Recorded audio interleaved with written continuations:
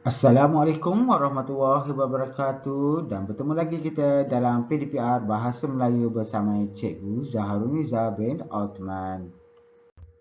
Okey, murid-murid, cuba anda soroti apa yang cuba saya sampaikan pada hari ini dengan objektif pembelajaran kita pada hari ini ialah standard pembelajaran 3.3.2 iaitu mengedit dan memurnikan hasil penulisan daripada aspek tanda baca. Manakala kriteria kejayaan kita pada hari ini, pada akhir pembelajaran dan pengajaran, murid akan dapat mengedit dan memurnikan satu hasil penulisan daripada aspek tanda baca.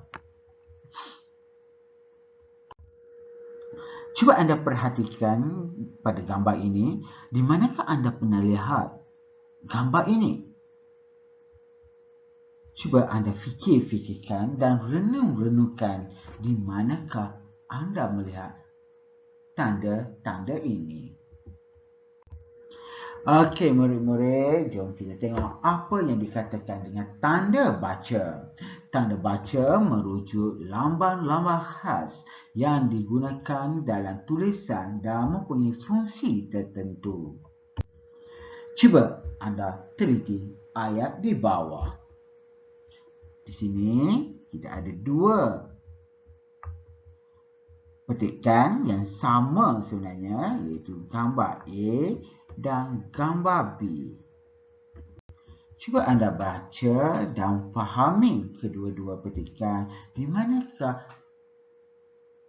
yang anda lebih suka, A ataupun B.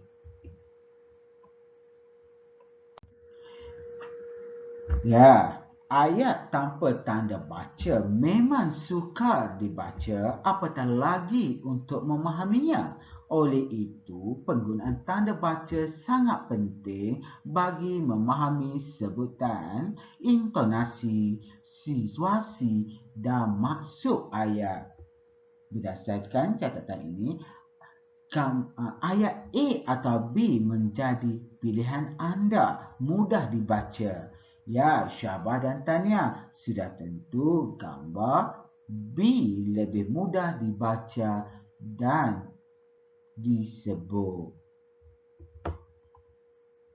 Okey, murid-murid, untuk hari ini kita tengok di sini ada 5 tanda baca yang perlu anda kuasai. Yang pertama ialah titik nokta, yang kedua tanda seru, yang ketiga huruf besar, penggunaan huruf besar, dan keempat tanda tanya, dan yang terakhir ialah koma. Bermakna ada 5 tanda baca yang perlu anda kuasai. Huruf besar, penggunaan huruf besar pada huruf awal perkataan dalam ayat, pada huruf awal bagi semua kata nama khas. Contoh ayat, Dr. Azmi bekerja di Hospital Al-Star. Awak nampak, doktor ialah pangkat dan dimulakan dengan huruf besar. Azmi kata nama khas, walaupun berada di tengah-tengah ayat, tetap digunakan huruf besar pada nama Hazmi. Begitu juga dengan Hospital Alor Gajah, juga digunakan huruf besar pada huruf H, huruf A dan huruf S. Ini ialah penggunaan huruf besar. Seterusnya kita tengok kepada titik nokta. Penggunaannya ditulis di akhir ayat, digunakan untuk singkatan nama. Contoh ayat, kereta itu kepunyai bapa saya. Nampak di sini huruf tanda nokta digunakan di sini. Okey, penulis buku itu ialah C.W. Lee. Ini adalah singkatan nama. Nama sebenarnya, contohlah sebagai contoh, Chong Weng Lee. Jadi dia singkatkan kepada C.W. Lee. Okey, seterusnya tanda koma digunakan untuk memisahkan benda-benda yang sama jenis dan juga untuk menyambung ayat. Sebagai contoh, saya suka menonton rancangan kartun, majalah 3, berita, sukan dan lain-lain. Nampak di sini ada tanda koma di sini. Ini pun. Okey, seterusnya ditambahkan pula hujan masih lebat. Ini untuk penyambungan ayat, khususnya penggunaan penanda wacana. Okey, tanda soal digunakan dalam ayat tanya. Contoh ayat, bagaimanakah keadaan datuk kamu? Mesti diakhiri dengan tanda soal apabila ada kata tanya di hadapan. Tanda seru digunakan dalam ayat seru. Ada kata seru. Apa contoh kata seru? Contoh kata seru seperti amboi, cheese, syabash, dan berbagai lagi. Okey, contoh ayat. Wah, bagusnya nyanyian penyanyi baharu itu. Okey, awak nampak di sini. Selepas wah mesti diletakkan tanda koma dan diakhiri dengan tanda seru di belakang ayat tersebut. Apabila dah tulis tanda seru, anda tidak perlu lagi meletakkan tanda nokta pada ayat tersebut. Amboi, comelnya bayi kamu. Ya, amboi, comelnya bayi kamu. Di sini ada kata seru disertakan dengan tanda koma, diakhiri dengan tanda nokta.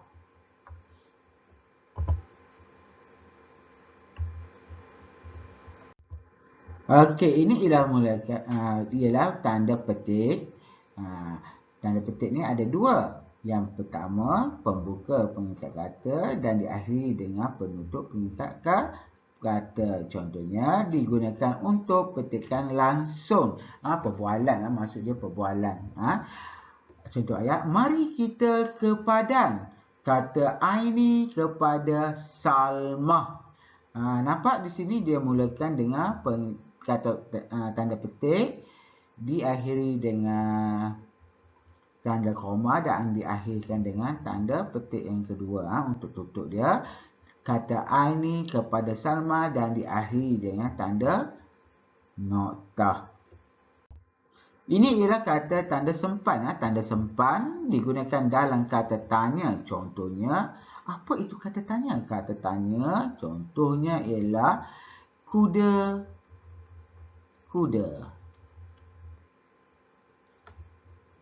Contoh ayat, rumah itu besar belaka. Inilah yang dikatakan dengan tanda sempan dan itu ialah tanda sempan. Okey, murid-murid, jom kita tengok petikan aku warga negara Malaysia. Anda juga boleh merujuk buku teks anda pada halaman 15. Situasi di sekolah. Cuba anda perhatikan petikan ini, apa yang dimulakan? Awak nampak ada perbualan di antara Cikgu Ramlan dan anak-anak muridnya. Ini ialah ada perbualan. Apabila ada perbualan, sudah tentu permulaan kita mesti sertakan dengan tanda petik di sini. Nampak tanda petik dan diakhiri dengan tanda petik selepas tu akan ada tanya ataupun kata. Okey. Ayat mula-mula mesti dengan huruf besar, huruf besar. Siapakah yang terpilih mewakili sekolah kita dalam pertandingan badminton peringkat daerah? Dan diakhiri dengan tanda soal. Kenapa tanda soal? Di sini ialah kata tanya. Yang diakhiri dengan partikel ka. Siapakah? Kita ada lagi perbualan. Jawab Hasan dan kawan-kawannya. Kami, cikgu. Nampak kita mesti mulakan dengan buka tanda petik dan diakhiri dengan tanda petik. Kami, cikgu, ini adalah macam dia teruja, tanda seru. Tanda seru. Kami, koma dan tanda seru. Okey, jom murid-murid kita tengok apa tanda baca yang ada pada ayat yang pertama ini. Syabas, Hasan, Idris dan Qaqbun, kerana kamu bertiga terpilih untuk mewakili sekolah kita ke peringkat daerah, kata Cikgu Ramlan. Okey, ini perbualan juga, mesti di hadapannya tanda petik. Okey, syabas. Syabas kata apa? Syabas ialah kata seru. Apabila kata seru mesti diakhiri dengan tanda seru. Bermakna ada tanda seru di sini. Sebelum tanda seru, kita mesti tutup pengikat kata. Syabas, ini tanda soal. Hasan, Idris. Apa tanda baca yang sesuai di antara Hasan dan Idris? Sudah tentu ialah tanda koma. Hasan, Idris dan Qaqbun, kerana kamu terpilih untuk mewakili sekolah kita. Okey, yang seterusnya, soalan seterusnya. Kamu semula perlu mengisi maklumat dalam borang kebenaran penjaga, kata Cikgu Ramlan lagi. Jadi, kita dah ada buka pengikat kata di sini ataupun kata petik di sini. Jadi, apa tanda bacaan yang sesuai di sini? Di sini tanda sesuai ialah koma. Kata Cikgu Ramlan lagi. Jadi apa tanda di sini? Ya, terima kasih. Di sini mesti tanda nokta.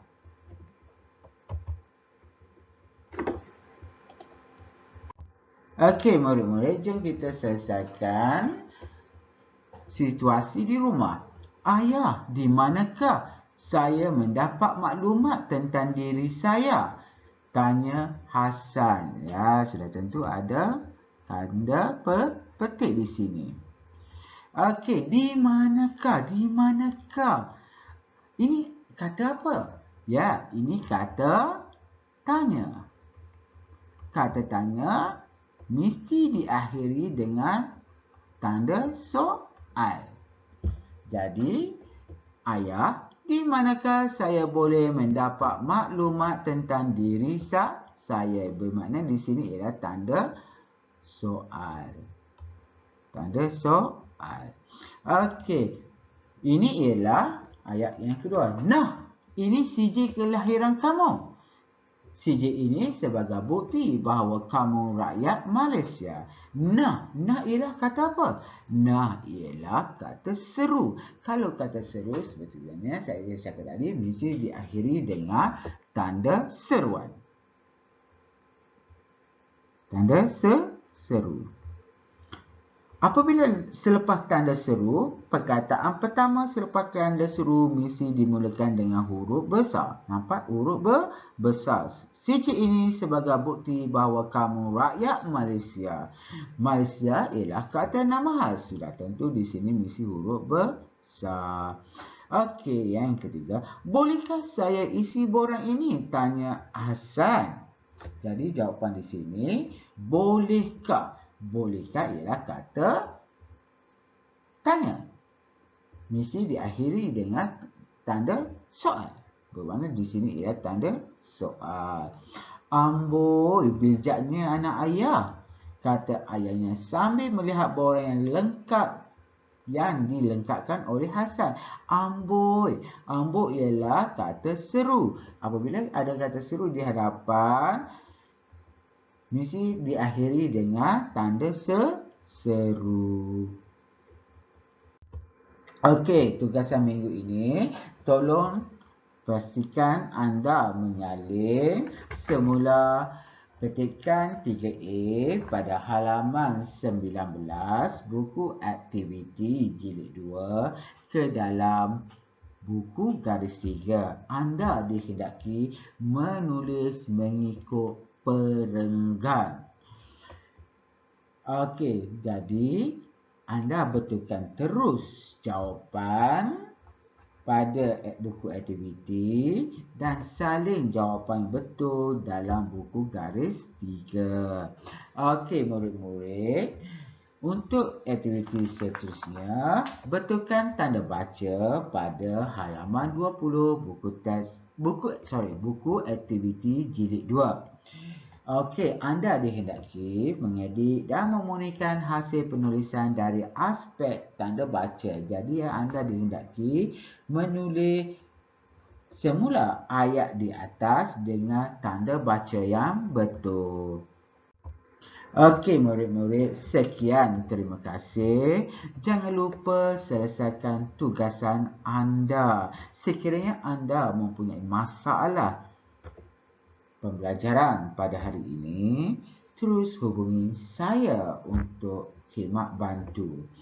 Okey murid-murid, peringatan mesra kepada anda, sekiranya anda gagal menghantar buku pada hari ini, anda boleh lanjutkan tugasan anda sehingga pada hari Sabtu sebelum pukul 12 tengah hari. Saya ulang sekali lagi, sebelum pukul 12 pada hari Sabtu, kerana pada hari Ahad saya tidak akan menyimak ataupun membuat kemaskini kehadiran anda dalam kehadiran sekolah, sebab pada hari tersebut saya memang bercuti. Jadi saya merayu kepada anda, sekiranya anda mempunyai masalah, sila pastikan tugasan anda dihantar sebelum pukul 12 tengah hari pada hari Sabtu. Sekian, terima kasih. Assalamualaikum warahmatullahi wabarakatuh.